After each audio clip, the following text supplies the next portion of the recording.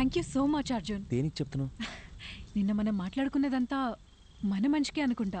రాత్రంతా నువ్వు చెప్పిందే ఆలోచించాను. మైండ్లో ఉన్న కన్ఫ్యూజన్స్ అన్నీ క్లియర్ అయిపోయాయి. నిన్న తను కాల్ చేశాడు, మాట్లాడేసుకున్నాం. I think we're good now. అర్థం కాలేదు.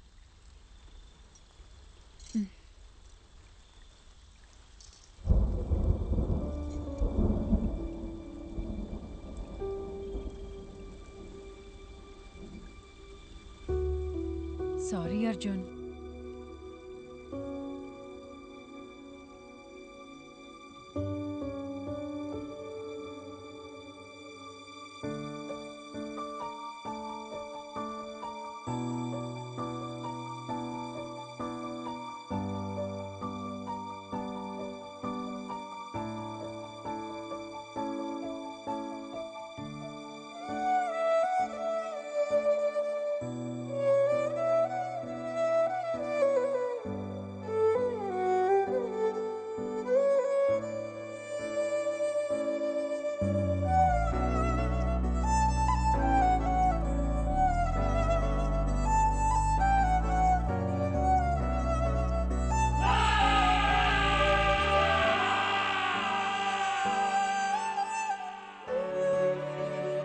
ఇట్స్ ఓవర్ అని తను చాలా సింపుల్గా చెప్పింది, కానీ నా ప్రాబ్లం అక్కడే స్టార్ట్ అయింది.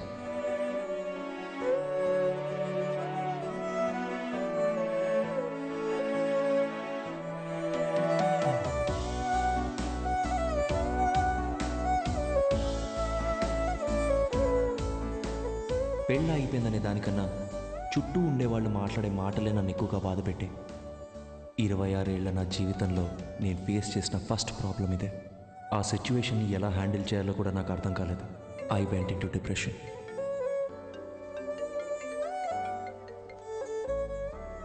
హలో అర్జున్, పెళ్లి అయిపోయిందని ఫీల్ అవ్వకరా. మన చుట్టాల్లోనే చాలా మంది అమ్మాయిలు ఉన్నారు. మంచి సంబంధం చూసి సెట్ చేసేద్దాం. ఏమంటావురా?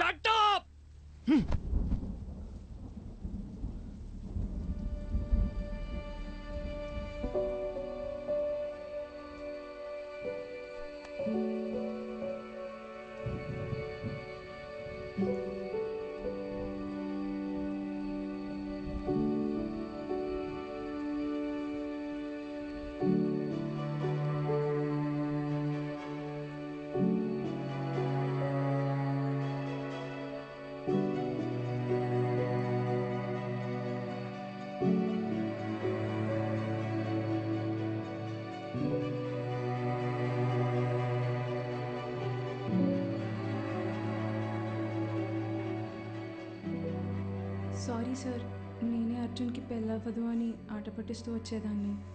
నిజంగా ఇలా జరుగుతుందని అసలు ఎక్స్పెక్ట్ చేయలేదు. I feel so guilty. ఒకే ఒక్కసారి అర్జున్ని కలిసి మా తనని వెళ్ళిపోమని చెప్పు. ఏయ్ అర్జున్, నేను చెప్పేది ఒక్కసారి కూల్గా విను. Get out.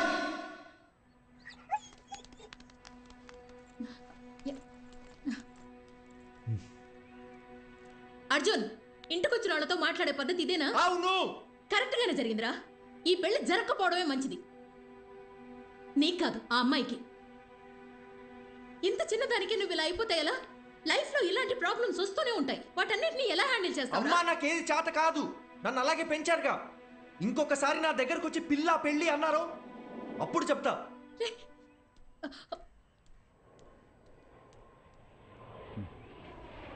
వసంతి, కంగారు పడకు. నేను హాస్పిటల్కి వచ్చేసాను. వాడిక్కడే ఉన్నాడు. టెర్రస్ మీద కెఫేకి రమ్మన్నాను.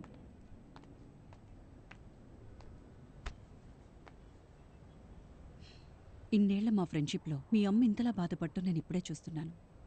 నువ్వు 8 ఏళ్లప్పుడు ఎవరితో మాట్లాడట్లేదని మీ అమ్మ కంగారు పడిదే హాస్పిటల్కి తీసుకొచ్చింది.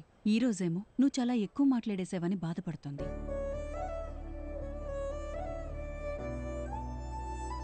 వెంటనే అన్నీ మర్చిపోవాలంటే కొంచెం కష్టమే.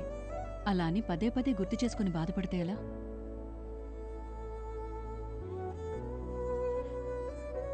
జస్ట్ 2 months పరిచయం కదా, ఎందుకు ఇంత ఫీల్ అవుతున్నా అని అందరు నన్ను అడుగుతున్నారు డాక్టర్. 2 వారాలు, 2 నెలలు, 2 సంవత్సరాలు, పాయింట్ అది కాదు.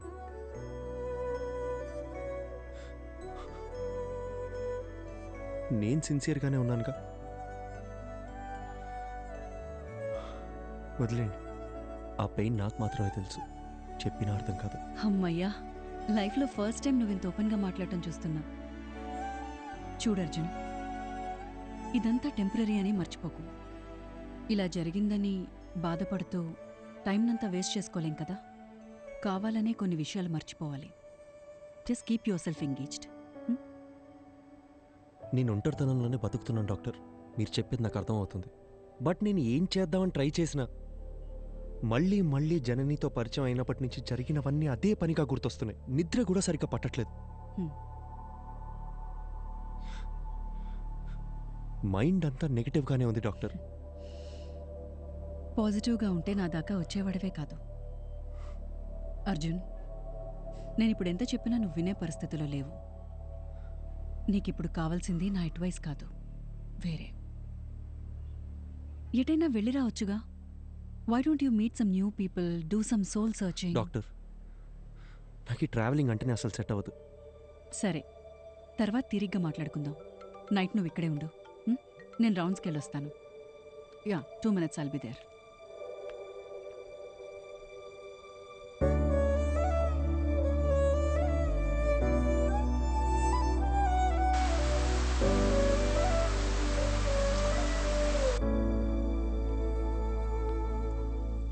అర్జున్, డాక్టర్, నేను ఇక్కడ ఉండే తీరాలంటారా? కొత్త ప్లేస్లో నాకు నిద్ర పట్టదు డాక్టర్. అందుకే నీకు ఒక ఇంజెక్షన్ ఇవ్వమని చెప్పాను. హాయిగా పడుకొని లేస్తే చాలు, నీకున్న మెంటల్ స్ట్రెస్లో సగం తగ్గిపోతుంది. అప్పుడు మనం ఒక డెసిషన్కి రావచ్చు. ఇదిగో. ఇదేంటి? అర్జున్, నీలాగే నాకు కూడా సమ్టైమ్స్ స్ట్రెస్ అనిపిస్తుంది. అలా మనం లోగా ఫీల్ అయినప్పుడు మనసుకి నచ్చింది చేస్తేనే కరెక్ట్. నాకు రాయటం ఇష్టం. అలా నేను రాసిన షార్ట్ స్టోరీస్ ఇందులో ఉన్నాయి. నీకు బుక్స్ అంటే ఎంత ఇష్టమో నాకు తెలుసుగా. ఎలా ఉన్నాయో చదివి చెప్పు. మార్నింగ్ కలుద్దాం. Good night. Good night. Short స్టోరీసా? ఏం స్టోరీస్?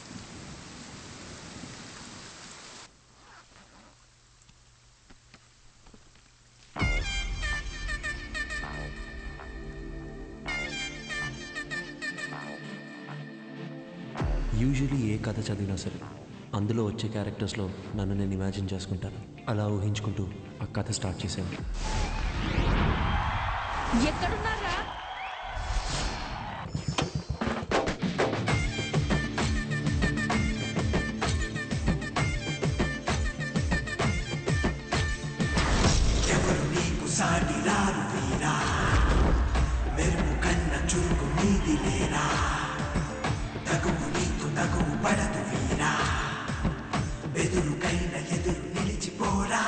అందరూ చెక్ షర్ట్ వేసుకొని కూర్చొని ఉన్నాడే వాడు.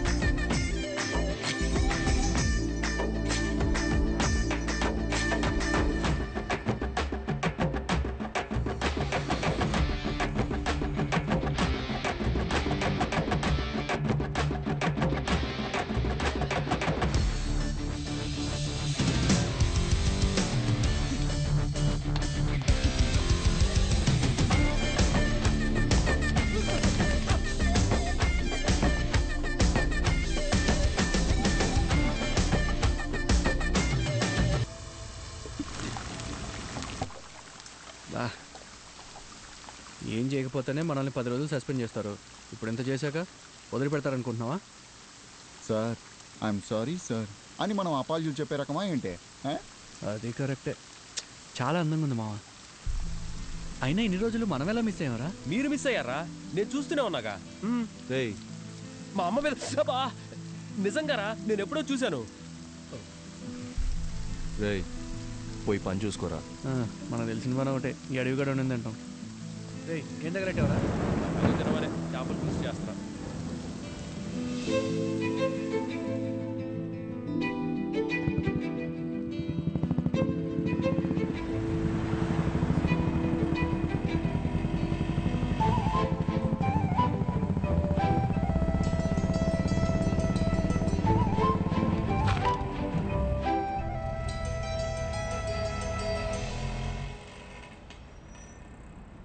నీకు చెప్తే అర్థం కావట్లేదు. ఎక్కడికి వెళ్తే నువ్వు అనుకునే టైం కాదు. చూడడానికి ఉండొచ్చు. పద పద పద. ఏయ్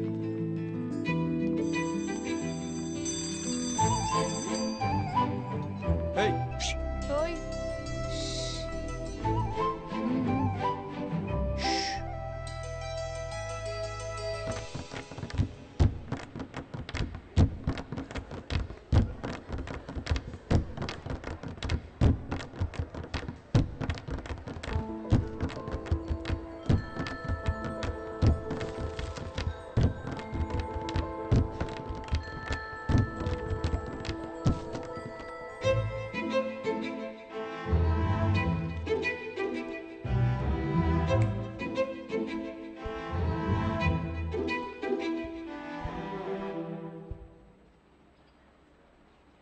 ఇలా భయంతో పరిగెడితే కుదరదు.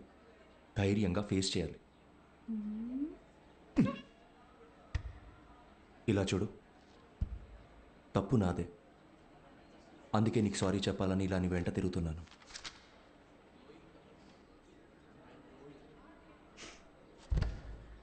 చెప్పేసి వెళ్ళండి. ఏదో చెప్పాలనే కదా వచ్చారు.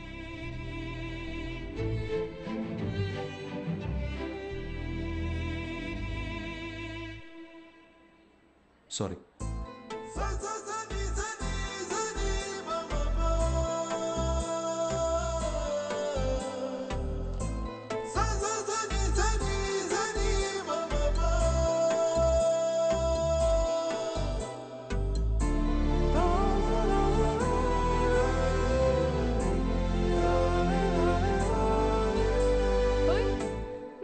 మొత్తానికి మా వాడిని క్లాస్ రూమ్ దాకా రప్పించేశావు. సారీ కూడా చెప్పాడంటగా. మీరిద్దరు సుఖంగా ఉంటే అంతే చాలమ్మా. కంగ్రాచులేషన్స్. నువ్వు ఆగు, మా వద్దని జాగ్రత్తగా చూసుకోండి. Good morning sister. ఏంటి ఇదంతా? నన్ను మొదలెట్టేసరే. కాలేజ్లో అందరు ఇలా బిహేవ్ చేయడం నాకు నచ్చట్లేదు. మరి ఇంకోలా బిహేవ్ చేస్తే నీకు ఓకేనా? నిన్ను అడిగాను చూడు, నాది తప్పు. అరే పాసిరా. అరే ఇటు. మచ్చా మీనాక్షిరా. ఏయ్ అమ్మతోడు ఒకసారి అటు చూడరా.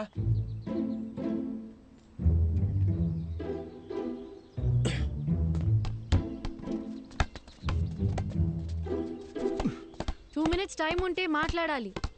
ఏంటి చెప్పు. రేయ్ భయపడి పారిపోతే ఎలా? ధైర్యంగా ఫేస్ చేయమన్నారు ఎవరు? రే బాలిచ్చలరా.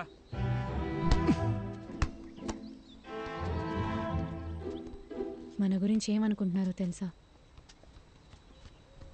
సారీ చెప్తానని వచ్చారు. ఇప్పుడు ఇలా ఇబ్బంది పెట్టడం కరెక్టేనా? నేను అక్కడే సారీ చెప్తావు అనుకున్నాను. నువ్వే క్లాస్ రూమ్ దాకా తీసుకొచ్చావు. ఇలా జరుగుతుందని తెలుసుంటే ఆ సారీ ఏదో ఆ రోజే చెప్పించుకునేదాన్ని. ఆ రోజే చెప్పుంటే ఇక్కడ దాకా వచ్చేదానివి కాదుగా. రేయ్ పాషే సిస్టర్ బోల్.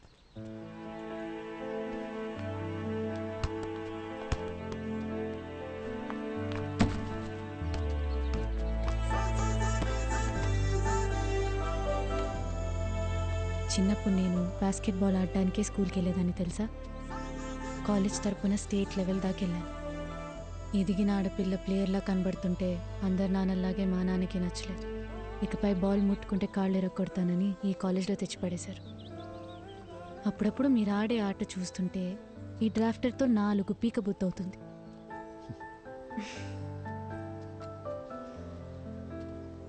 నీకో విషయం చెప్పనా? నేను బయలుదేరుతాను.